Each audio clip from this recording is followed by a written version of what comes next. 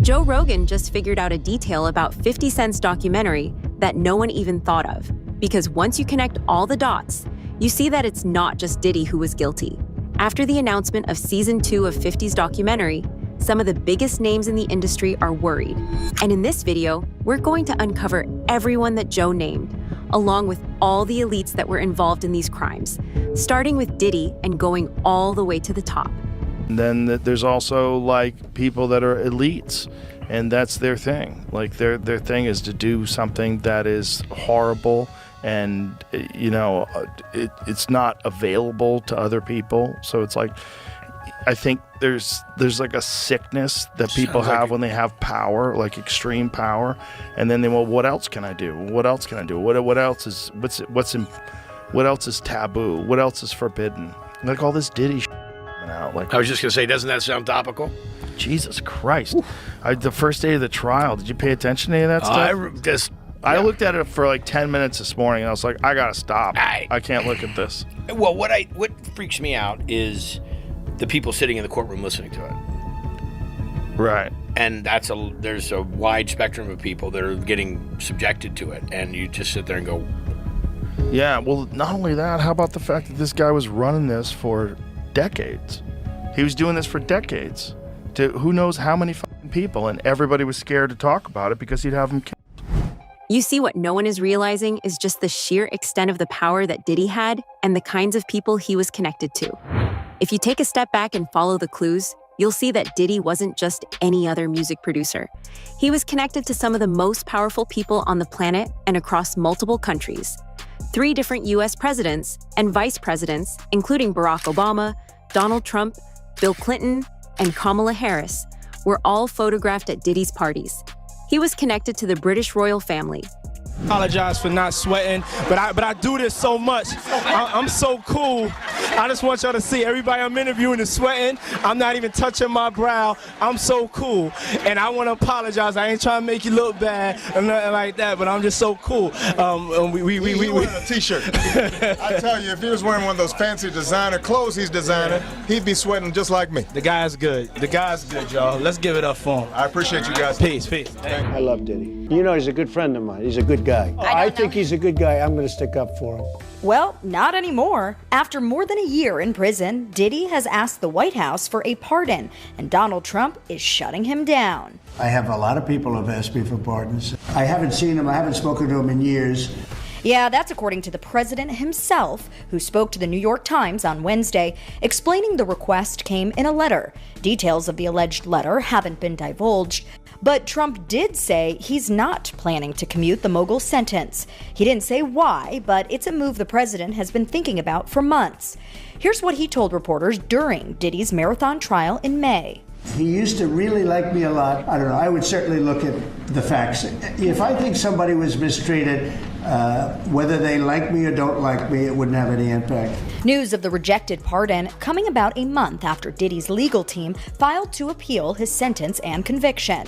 It's not just a coincidence that Diddy was friends with all these people.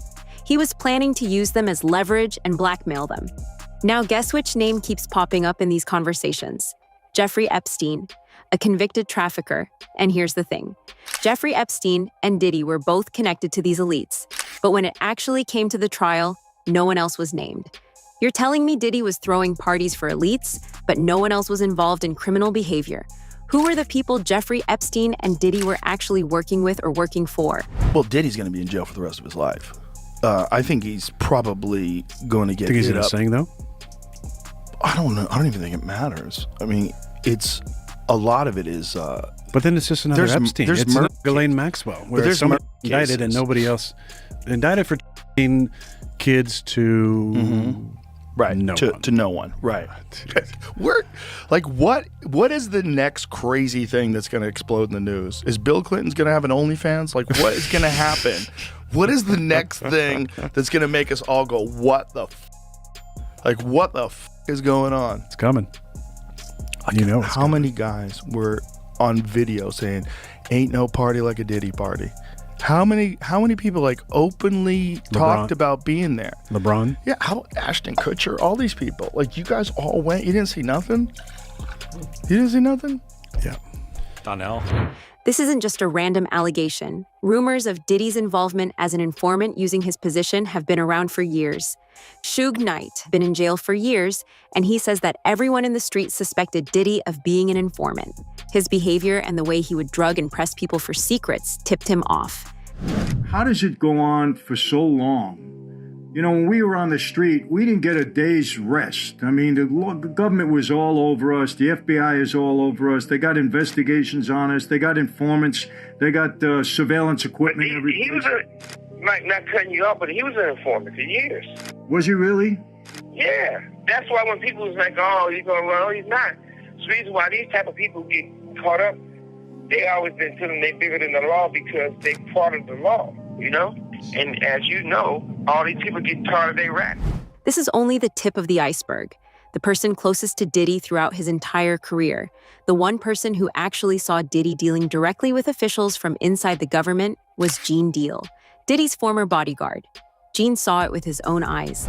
Diddy was working as a confidential informant for the federal government. Diddy's confidence came from the fact that he was a snitch. He wasn't untouchable because he was powerful. He was untouchable because he was useful.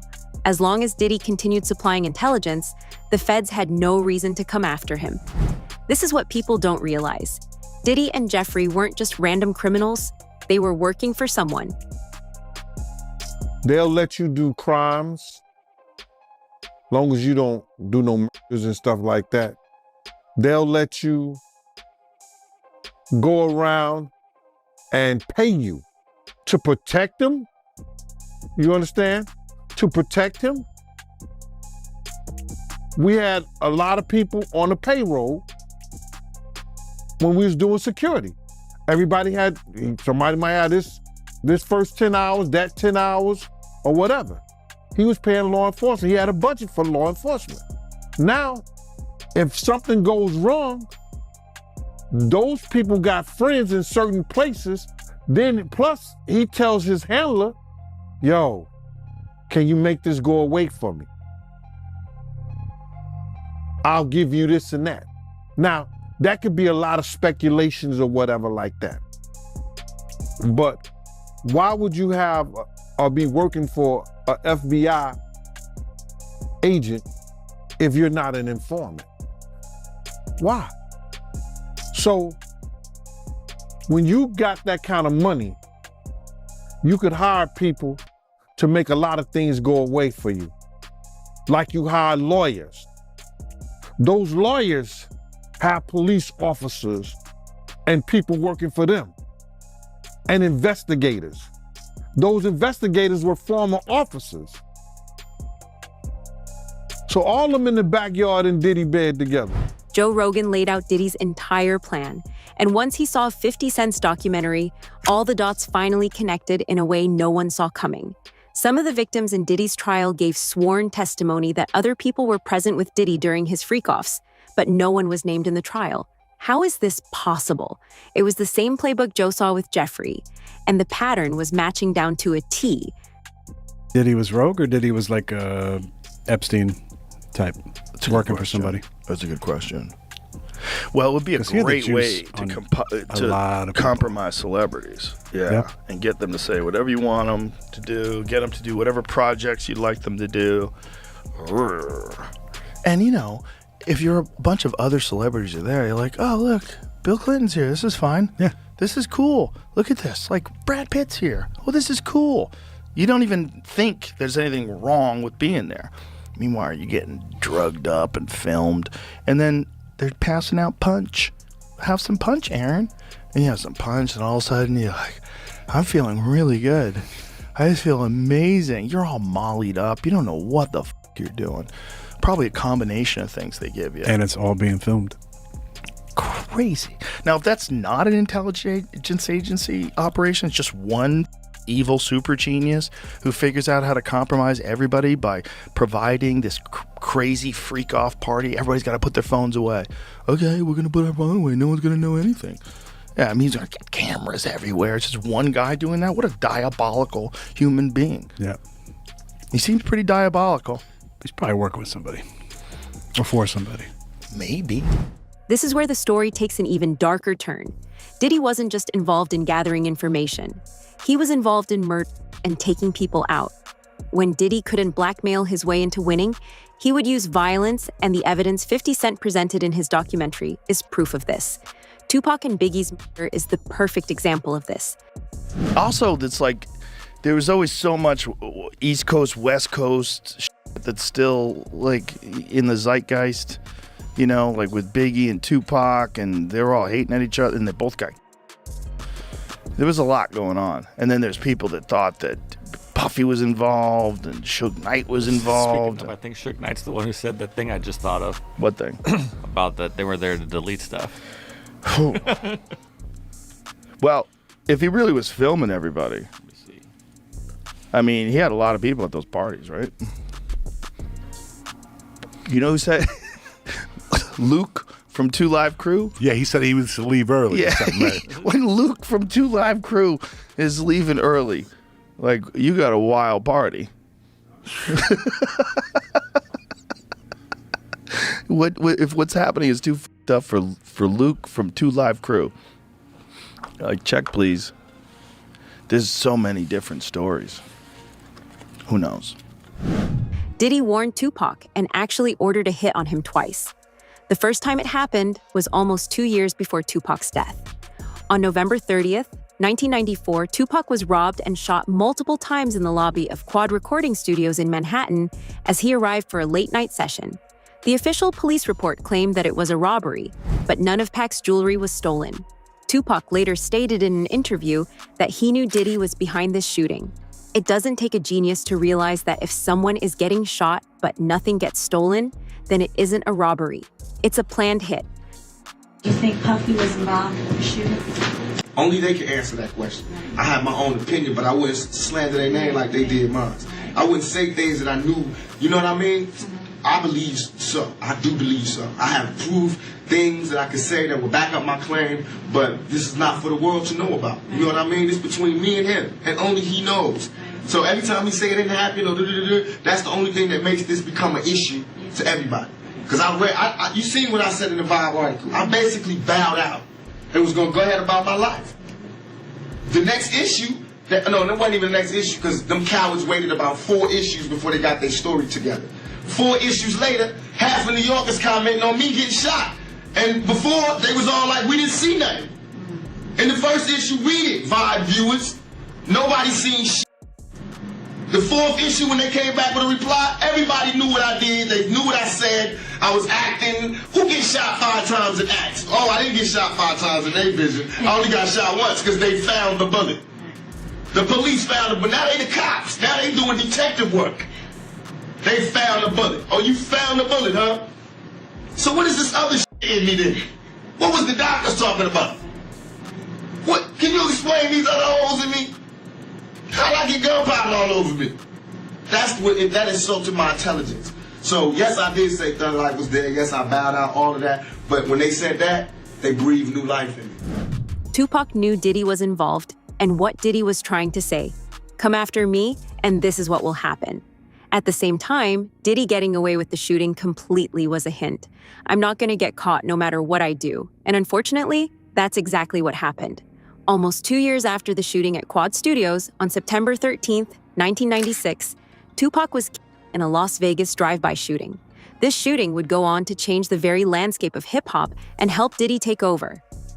I think my favorite thing about 50 Cent's Netflix Diddy documentary is how he built a timeline off of this information. And one of my favorite parts of this documentary is them really getting into the timeline of events when it comes to Tupac and Biggie. And it really gives us a lot of perspective from people that were close to the situation, and a lot of people allege in this documentary that they believe that Diddy was very jealous of Tupac. And they pretty much go through everything from the Quad incident and Tupac believing that Puffy was behind it, like he said in the Vibe interview, and they lay out this whole timeline of the downfall happening perfectly, in my opinion. We are even hearing from Greg Kading, the detective that worked on Tupac and Biggie's case in this documentary. He is the investigator that did that proffer agreement with Keefe D way back in 2008, where Keefe D alleged that Diddy tried to offer him $1 million to to take out Tupac and Suge Knight. And Tupac's trial with Keefe D is coming up very soon in early 2026. And we know that Diddy's name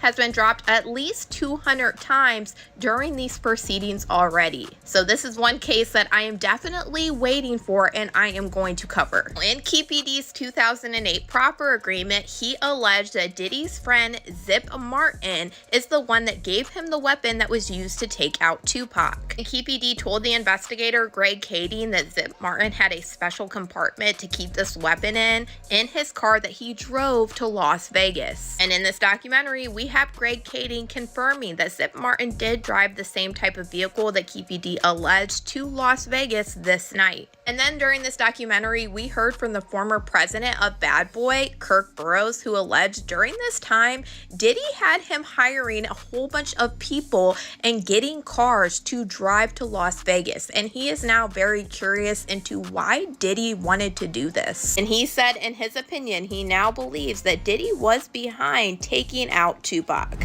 50 Cent's documentary didn't just give Joe Rogan the evidence. He needed to see what was happening. 50 included witness statements and video footage that not even the cops had. And now, an investigation into the murder of Tupac has been started. Tupac's family actually hired lawyer Alex Spiro to look into the accusations and the footage. An officer that was originally on the Tupac case even commented on the situation and mentioned that they were expecting a full investigation to be reopened.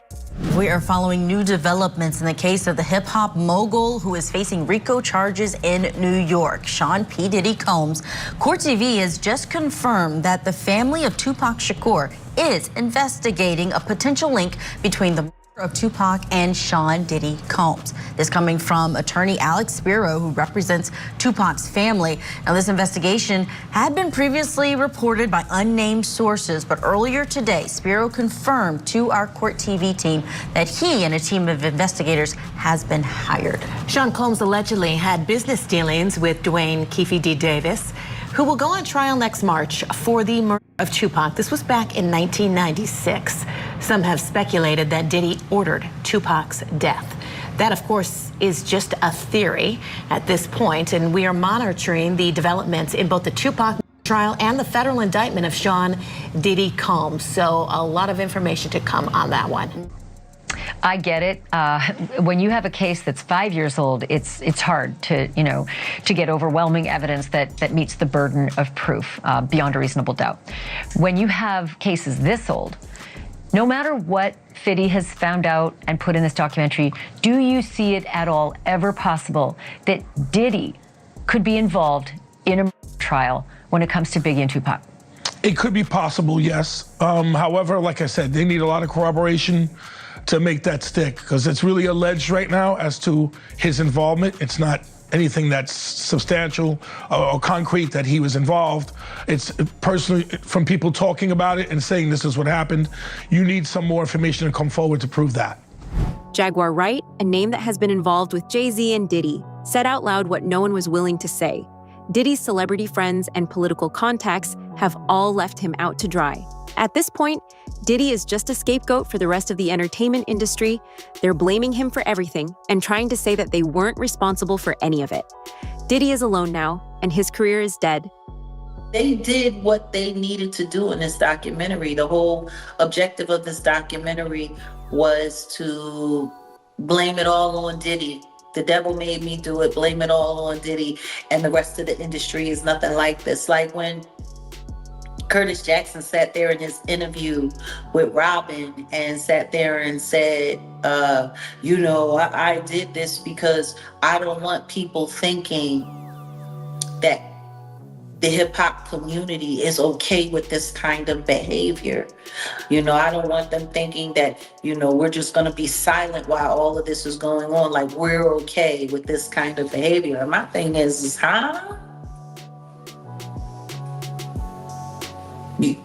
So now you speaking for all of hip hop, and all of hip hop is uncomfortable with this. Meanwhile, you got people like Ja Rule who, on the low key, allegedly, Gene Deal has exposed for having his own nude tryst freak-offs with Diddy. And then there's the spiritual side of the story. These elites are addicted to power, and they want to humiliate others. Diddy was pure evil. Yeah, it's really wild, man. Evil is a real thing, you know? Nobody wants to believe, because if you believe in the devil, right? If you believe in Satan, you believe in something that's silly. Like most people believe, a lot of people believe in God. If you ask people, do you believe in God? Yeah, well, I'm not religious, but I believe in God. Okay, well, do you believe in the devil? Most people will say no. But do you believe in evil acts? Well, yeah, well, people certainly do evil things. Well, where do you think that comes from? If evil is real, what is it about us that makes us want to deny the possibility that there's some nefarious force that is in human beings, that influences human beings? It's not as simple as like some people are bad, some people are good. No, maybe evil is a real element that you have to fight in life, and that maybe this is just something that's been documented all throughout history, but our arrogance and our secular society wants to keep us from recognizing that as an actual factor. And that's why it gets through. Joe Rogan didn't just break down Diddy's case. He exposed a pattern. And once 50 Cent's documentary laid everything out, it became clear this story goes far beyond one man. The real question now is, who else is about to be exposed?